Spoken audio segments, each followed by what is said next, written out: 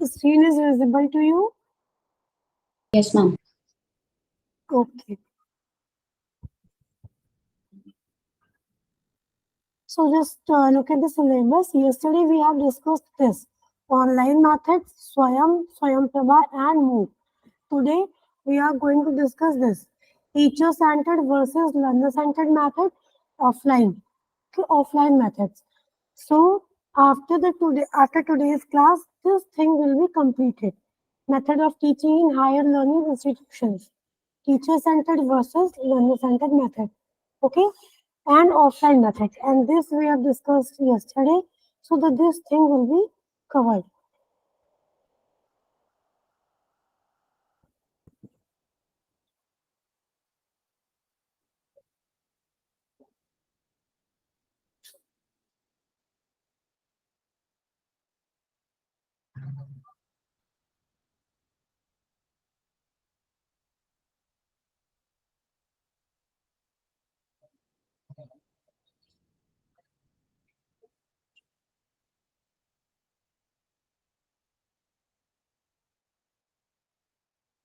So, methods of teaching. What do you mean by methods of teaching? So, if we just look at the introduction of the word method, the method is derived from the Latin word mode, which means way, the way to do anything. So, method of teaching is the way of teaching, the way which we are using to teach. In education, it means the mode in which the material is communicated. Like if I am telling you something, I am communicating with you. So the materials which I am using here are the PPTs, the internet. Okay, this is the method of teaching I am using. So in education, method of teaching means the mode in which the material is communicated from the teacher to the pupil.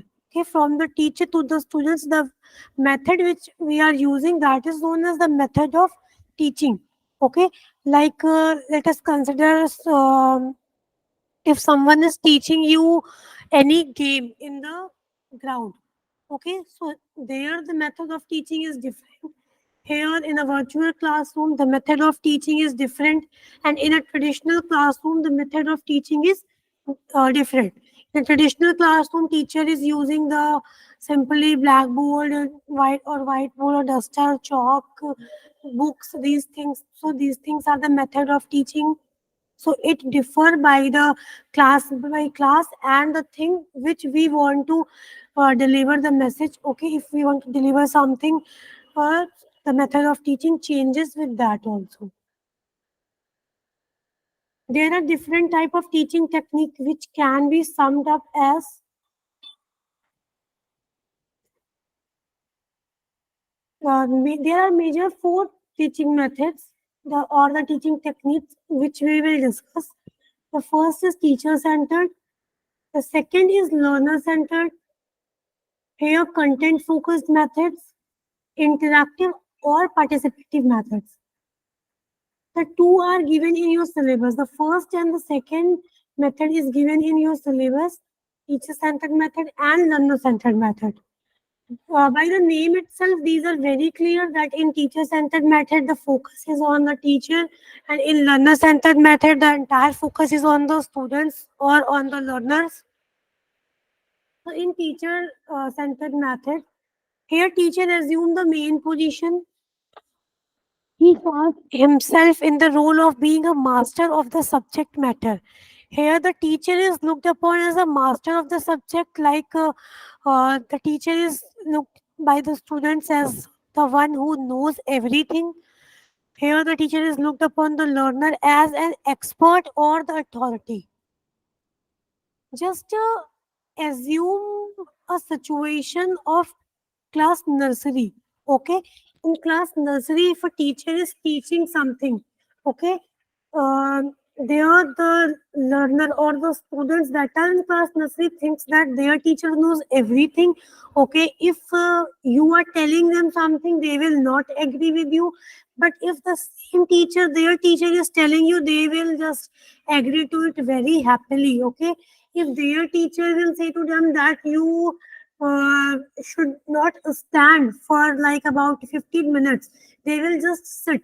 Okay, they just follow their teacher blindly. If in your house there is any kid who is in the lower classes, like in nursery, for nursery, KG, UKG, first, you can relate to this thing. They just believe their teacher with closed eyes. Okay, that if their teacher is saying anything, they're okay with that. Have you seen this thing or not? Yes, ma'am. Yes, ma'am. Okay, so this is the thing that we are seeing in teacher centered method. The teacher is there, the authority. Okay, what the teacher says, that must be followed by their people, their students. Okay, so teacher is looked upon by the learner as an expert of the subject. Learners are assumed as passive recipients of knowledge. Just remember this word passive. In teachers centered method, the learners are the passive recipient of knowledge. The example of the teacher centered method are lecture method, video presentation, which require little to no involvement of learner in teaching process. Okay, if you are in a class and there is just a video playing on the projector about any topic that you are supposed to learn in that class, okay, so you will just see the lecture. No one is there to address your questions. Okay, your involvement is next to nil. You are not involved in the class. The video lecture is going on, you are just watching the video, you can't ask any question. So here your involvement is very little. So this will termed as a teacher centered teaching method.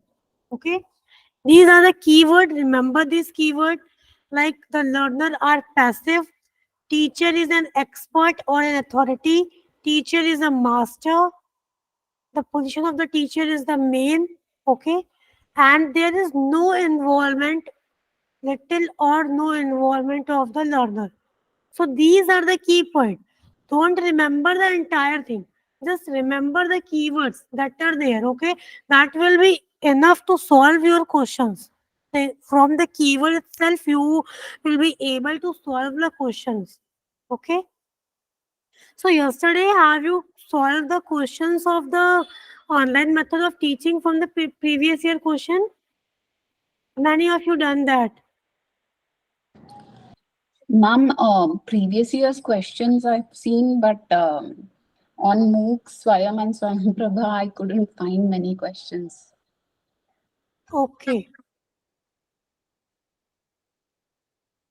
I will see into my database, and if I find some PYQ sort of PDF, I will send to that. Okay, because I remember in the like previous batch, I just collected the questions from the topics itself. Okay, so I will look into that, and if I find it, I will give it to you. Sure, ma'am. The next method is learner centered method. So, in learner centered method, the teacher or the instructor is both teacher and the learner at the same time. Okay. So, in the class, the teacher is not showing himself as a dictator or an authority. Okay. Places the learner at the center. In learner centered method, the focus of the teaching is on learner. Okay. Like what the learner needs, the individual differences of the learners, how we can enhance the learning process. This only happens when the shift is from teacher to learner. So in learner centered method, uh, here the learner is in the center of that learning. This means that learner or a student is responsible for learning, while the tutor or teacher is responsible for facilitating the learning or enhancing the learning. Okay, here the learning takes place at the pace of the learner, the individual differences of the learner. Okay, so this is the learner centered method. Here, learners can involve very actively in the classroom, and in teacher centered method, the learner plays a passive role. Some key points of teacher-centered learning. So if we consider the situation of the class first child, what we expect from him, that if in suppose if in classroom the teacher taught him the rhyme of jingle bell jingle bell or Johnny Johnny, okay, so what you are supposed to, that the teacher will teach the student about the poem, and the learner will recall that poem. Okay, the next time when the teacher is going to ask the student about the poem, he will just recall the facts and reproduce the fact. Okay, so in teacher centered teaching, the focus is on telling, memory, okay, recalling information. These things are very important in teacher centered method. These things like telling, memorization, recalling information, passive recipient of the knowledge, restricted to only asking and answering questions.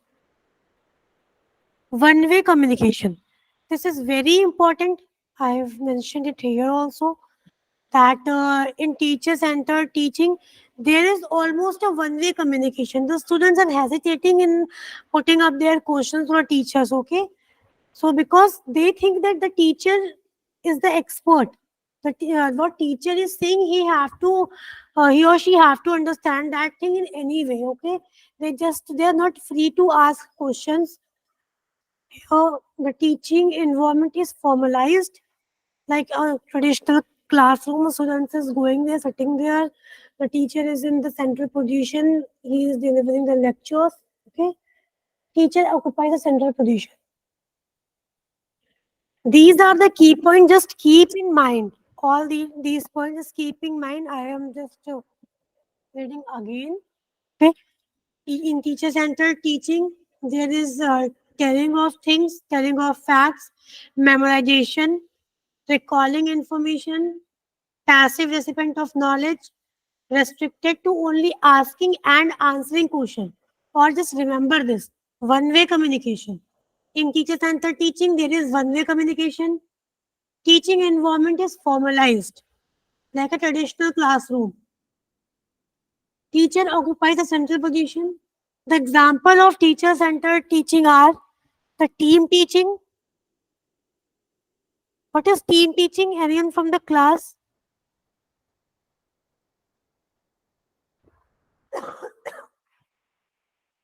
What is team teaching?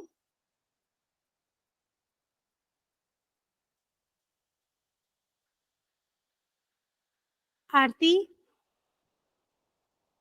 Yes, ma'am. do you know what a team teaching is? In a group, uh, teach the students, taught the students. Yes. In the team teaching, there are more than one teacher at a time in a single class, okay? And they are teaching on the same topic. So this is team teaching. The next is lecture cum demonstration method and lecture method. Teacher centered teaching is also known as direct teaching, very important. Direct teaching or deductive teaching.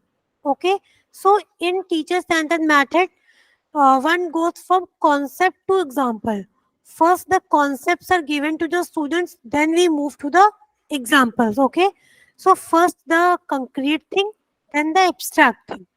So, deductive teaching. So, deductive teaching is moving from general to particular. Okay, like concept to example. So concepts are the general thing and examples are the particular things. Okay, so just you can use this short trick to remember this DGP. So D is direct teaching and direct teaching is from general to particular. Okay, and there is a thing inductive teaching. Inductive teaching is particular to general. Clear? Learner centered approach. What is learner centered approach? A learner-centered teaching method try to address the differences displayed between the pupil. In learner-centered method, this thing is very important to address the difference between the individual or between the learners. Okay, so this is the thing that basically differentiates the teacher-centered method from learner-centered method. In teacher-centered method, the method of teaching is same for all the students. And in learner-centered approach, they try to address the differences that are present in the learners because they assume that learners are of different kind. Okay, the need of the learner, the need of every learner is different. So we should address that need with a different way. We can't follow a single way for teaching all the learners because every learner is different in their own way. A learner-centered approach views learner as active agents. Clear? And in teacher-centered method, the learners were passive. They were not actively involved in the classroom, or there was a very little involvement of the learners. So learning is an active search for meaning by the learner. See, here active search by the learner, okay, and constructed rather than passively received. So here in learner-centered approach, this is indirect learning, and in teacher-centered approach, there was direct learning. Okay. In the traditional approach to college teaching, most class time is spent with the professor lecturing and the students watching and listening. So this was the traditional approach, and we can term this as the teacher-centered method. That a teacher came in the class, delivered a lecture on any particular topic, and went on. Okay, so the student work individually on the assignments and cooperation encouraged. But in the learner-centered approach, the student work with each other. Okay, the assignments are given to them, projects are given to them. They work with each other. Okay, they share their ideas. They cooperate with each other while solving that assignment or project. Learner-centered teaching methods shift the focus of activity from the teacher to the learner. Okay, here in learner-centered method, the learners are active. They are involved in the teaching. Okay, here the focus is from teacher to learner, and the learner-centered method addresses the individual differences of the learners. So these methods includes active learning, in which students solve problems, answer questions, formulate questions of their own, discuss, explain, debate, or brainstorming during the class. So what we are seeing here is that the involvement of the learner is increased. The learners are now actively participating in the classroom. Okay, they are involving in the classroom. They are not mere listener of the class. Okay, unlike in the teacher-centered method, the learner is just a passive recipient of the knowledge. The fourth was cooperative learning. So from the word, it is clear that in cooperative learning, the students work in the team. Okay, they are given certain problems and projects, and they have to work in teams. They have to show cooperation while solving the projects or the assignments. In this, students work in teams or problems and projects under conditions that assure both positive interdependence and individual accountability. So they are working together, so they are interdependent, and they are also individually accountable for the things they are doing. Inductive teaching and learning. So first I have told you the deductive teaching, DGP. Deductive teaching was general to particular. Okay. And inductive teaching is what?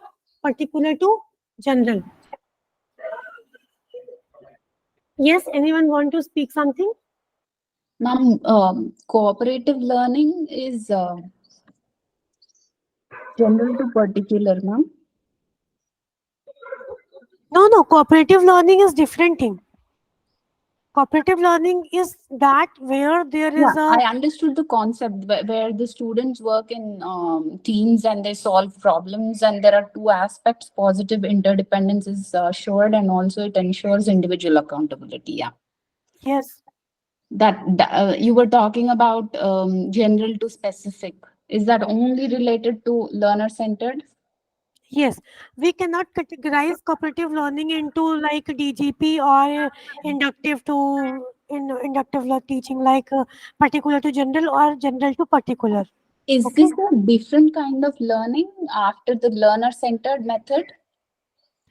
Yes, we can term this as different type of learning because in learner-centered method, there is always a teacher present. Okay, but in cooperative learning, just like the homeworks, if they are given in the assignment from project from, and they are working, their teacher is not present. So that is cooperative learning. Okay, so here the students only work. There's no teacher. They if they want they can take help, but here the cooperative learning intends to for a student to solve their problem with themselves. Okay. Yeah. Inductive teaching and learning, in which students are first presented with challenges. Inductive method include inquiry based learning, case like the case studies are there. Okay, case based instructions, problem based learning, project based learning, discovery learning, and just in time teaching. It is a two-way communication. Examples, sorry, assignment method is there, project method is there, group discussion method is there, heuristic method. Heuristic method is also known as discovery method. Like if you are giving a project to a student and he or she have to discover the fact themselves. Okay, so this is what the heuristic method of teaching. If you are gi- giving if the teacher is giving a project to the students, like find how a bird is making its nest. Okay, and he or she is doing all the research with herself or himself, like watching TV or internet or books. He is discovering all the things by himself, so this is the discovery method. Brainstorming, open learning, role plays. In role plays, students just play the like in history class they can learn by this role play, like if I am becoming the Akbar and you are becoming something else. Okay, so by role playing we are learning something. Differentiated instructions, inductive teaching, these are the examples. Okay, there is a previous year question. Students, okay, before the question, you have any doubt in teacher centered or learner centered method, you can ask.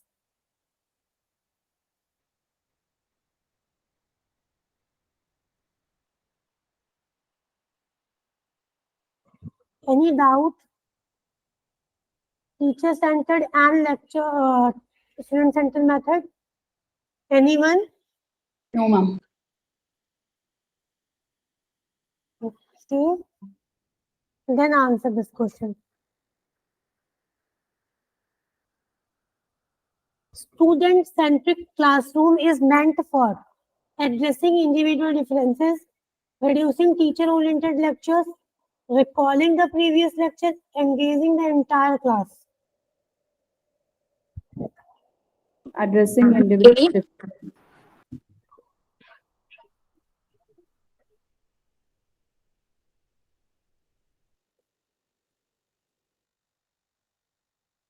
The answer is A.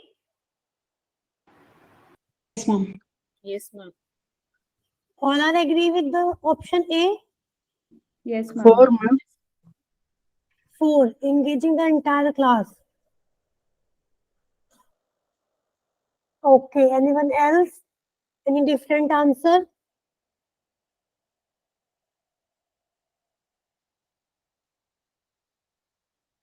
Okay. So, in student-centric classroom, this is also true.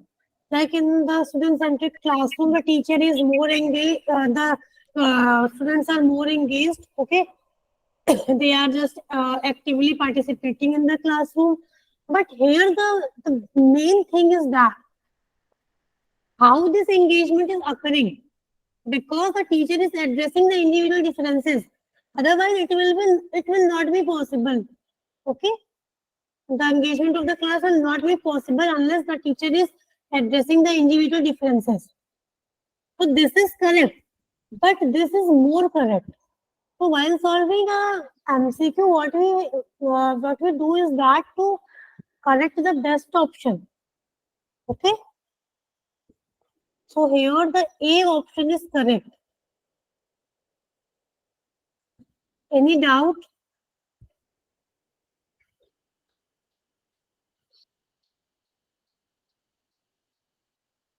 Now offline methods of teaching.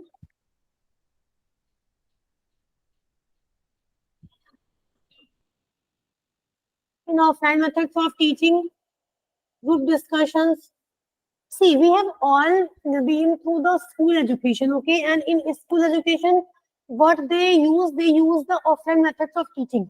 So we are very familiar with these things like group discussion, seminar, panel discussion, brainstorming, demonstration, project method, role playing, simulation, and case study.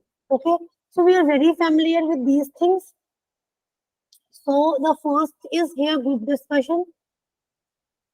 We all have been through this. Okay, we all have been part of the group discussions at any point of time. Okay, so in group discussions, a topic is given and we have just discussed on that. Okay, this may be counted under small as large group teaching methods. Group discussion comes under the small as well as the large teaching method. It is one of the oldest method used by Greek scholars and scholars from Nalanda University. Discussion method of teaching is a democratic method. Why it is a democratic method? Because everyone in the group can express their view. Okay? So this is a democratic method. Used to develop better understanding among the students. For supplementing a lecture, after a lecture, a teacher can organize a group discussion. Okay, so there will be some value addition to the existing lecture that he taught in connection with an observation visit or case presentation and for sharing information. So in group discussion, there are a number of students. So the information are evolving from them is very different because everyone is having a different information. So we can have a pool of the information system. It stimulates the student thinking process. They think and just come out with their ideas to analyze and integrate facts and help in developing their abilities in presentation of their ideas and facts clearly and fluently. Okay. What are the advantages of the group discussion? It stimulates thinking process because when we are discussing, when we are the part of the group discussion, so there is a pressure. We can say there is a pressure of giving ideas. Because if everyone is speaking, you have to speak something. You have to be the part of that group. Okay, so you just start thinking. You start thinking for any new idea, any new information that you can contribute to the existing discussion. So it stimulates the thinking process. It helps in the development of critical thinking. Okay, besides of just rote learning, just mugging up the fact, the group discussion stimulates the thinking process in a learner.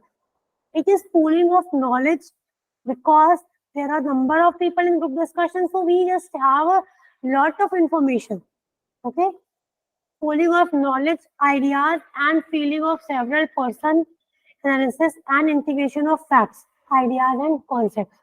Rationalization of fact, and it does promote intelligent learning together, sharing responsibilities and interest. We are very familiar with the group discussion. We all know what a group discussion is. Okay.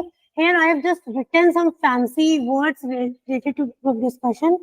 We all know what a group discussion is, what are its advantages, how it works, okay?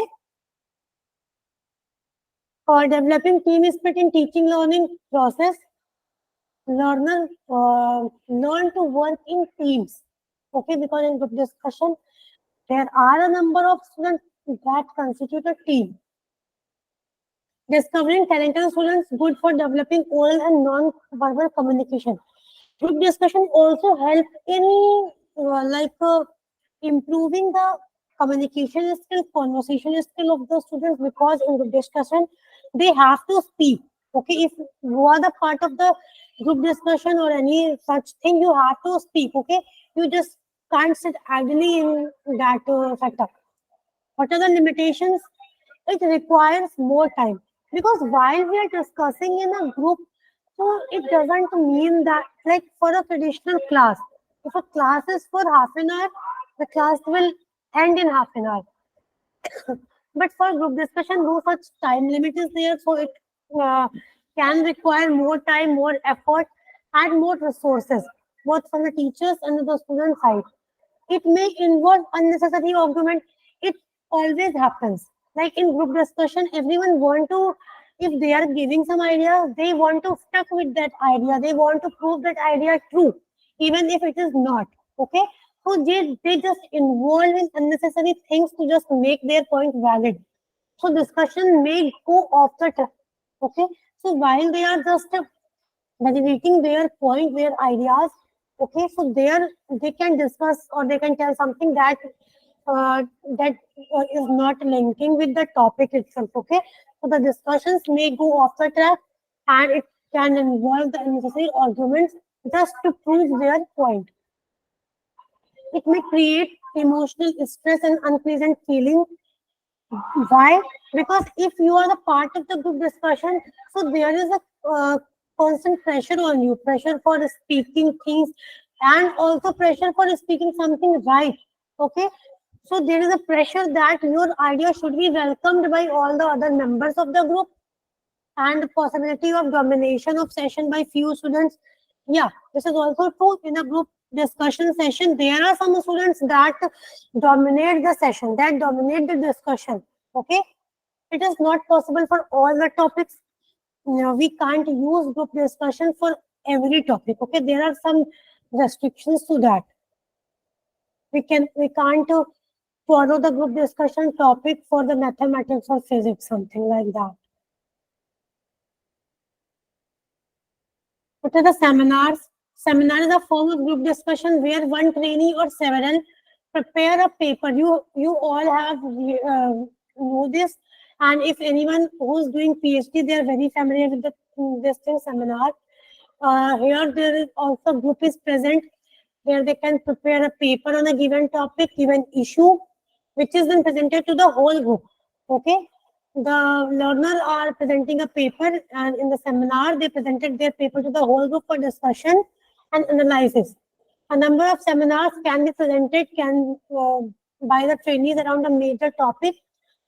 So the seminar is linked with a particular topic. Okay, a particular topic is linked with seminar, and the learners have to prepare a paper on that topic. So that they form a linked series of discussion. The topic of the seminar is same. The paper can be different. Some learners come with a paper, other with a different paper. Okay, so the discussion is there on the paper, but they are linked with the same topic. The main stage in seminar is the preparation of the paper, presentation of the paper, and discussion on it. Seminar can be bigger one also. What are the advantages? This method gives more independence, because if you are preparing paper, you can have your own ideas in there, no? Just you can have your ideas on discussions. You can come up with the new ones also, which help in development of presentation skills. You are presenting your paper to everyone, so your presentation skills are also enhanced. It provides opportunity to the trainees to prepare and contribute to particular topic thoroughly. It gives opportunity to the trainee toward practical group leadership and allow them to use analytical skills, research on conclusions, solve a problem. So these are the things that are related with seminars. What are the limitations of learner-centered method? may cause stress to participant and time consuming.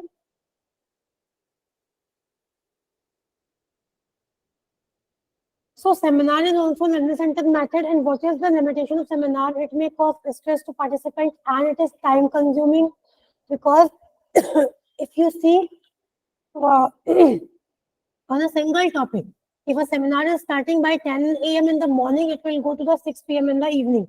So it is time consuming. It requires a group of trainees with fairly high level of accomplishment. Panel discussion. You have seen this on the television, like they constitute a panel for discussing something, like a current issue is going on where between the Canadian government and the Indian government. Have you seen the news on this topic? Where they expelled the Indian diplomat, Yes. and in retaliation, the Indian government also expelled the Canadian diplomat and ordered him to vacate the country in the coming 5 days. Right? So this was the thing that was done by the government, and on news channels, what you find that they just formed a panel and the topic is the same and they are discussing. Okay, so a panel comprises of a small group of 6 to 8 people. They carry on an informal and guided discussion before the viewers. For example, a panel discussion on a climate change view. The leader must take special care to select the panel member who can speak and think constructively. What are the advantages? Panel discussions are more interesting to the audience than the single speaker forum. If a single speaker is coming and speaking on a single topic, you may get bored. Okay. If I am teaching you something, after an hour, you will be bored. Okay. Your interest will be lost. But if there are more than one, or like if there are 4 to 5 people, you are interestingly engaged in that conversation. Okay. You are just enjoying that conversation. Usually on a socially relevant issue, the panel discussion is always on a contemporary issue. Okay, I have given you an example for the same. Limitations. Bringing experts can be difficult on a single platform because they are experts. Okay, they are not in a habit of listening to others because they are experts. They consider themselves as experts. So it is very difficult to bring them on a single platform. The viewers is not involved. Obviously, in the panel discussion, we are just mere audience. Okay, we are just watching them. We can't involve in their discussions. The next is brainstorming. See, in brainstorming, the main thing is that the quantity of ideas is more important than the quality of ideas. Here, the main focus is that you have to come out with more number of ideas, okay, in brainstorming. And after the session is over, we just pick out the good ideas or the ideas that are relevant to us. So in brainstorming, the quantity is more important. Clear? This thing separates brainstorming from the other things. It is a creative work in which the group member construct a large number of ideas spontaneously on a given problem. You don't they don't give you a ample of time for thinking. You have to think very, very quick. Okay, be spontaneous. You have to think spontaneously on a given problem or topic. Under this method, anyone can exchange remarks with anyone except that the participants are not allowed to criticize the ideas. Okay, if anyone is coming with a very poor idea, like very bad idea, that idea that has no quality in it, okay, so you can't criticize the idea. This is the main thing of brainstorming. Here, the thing is that you have to come up with more ideas. Okay, so sometimes quantity of ideas is more important than the quality. I have told you. Spontaneity is the hallmark of brainstorming. Clear? You can't criticize the ideas that it is not good, it is not worth the topic, it is different from the topic. You can't do this in brainstorming. Okay? In group discussions, you can say all these things. But in brainstorming, the main thing is that the main idea here is that you have to come with more ideas. Several rounds of brainstorming happen. We eliminate the idea that is not of our work till the ideas are consumed or exhausted. Participants are then asked to use the best one after evaluating all the ideas. Okay. Like if there are 100 ideas and we can use only 2 ideas, so we will just extract the 2 ideas and reject all the 98 ideas, but we cannot criticize the ideas. Clear? What are the advantages? It encourages creativity that helps trainers to think, produce, and explore ideas. A scope for large participation, it is economical. What is limitations? Not a very systematic way to study a subject. Trainees may be unwillingly to participate. Demonstration method. This method is based on the principle of learning by doing. Okay, you see and you do. This is the basic idea behind the demonstration method. Like if your mother is cooking in the kitchen and you want to cook something, you went into the kitchen, you are just looking at her and imitating her, okay, imitating her dish or recipe. So this is the demonstration method. Like you are doing by imitating. You are learning by doing. Demonstration can be defined as a combination of verbal explanation. So while cooking, she can explain you verbally also, and she also can give you a live display of using apparatus for presenting important facts, ideas, or process. It is effective in explaining material, object, and ideas. What is the disadvantage? Only few get opportunities to participate in the experimental process. Okay. So we have discussed some things related with the offline methods. There are some topics are left that we will discuss in the next class. If you have any doubt from these things, you can ask me.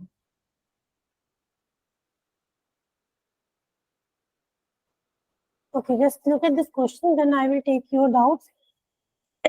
Brainstorming as a method can be used for. These C. all of the previous year questions, okay? C for the first one. Okay. Yes, very good. Brainstorming as a method can be used for generating new ideas. Second Or- one is B. Hmm. In second, Second one it's B. GSAT 15, no? Yes, ma'am. Okay. So now you can ask me your doubts.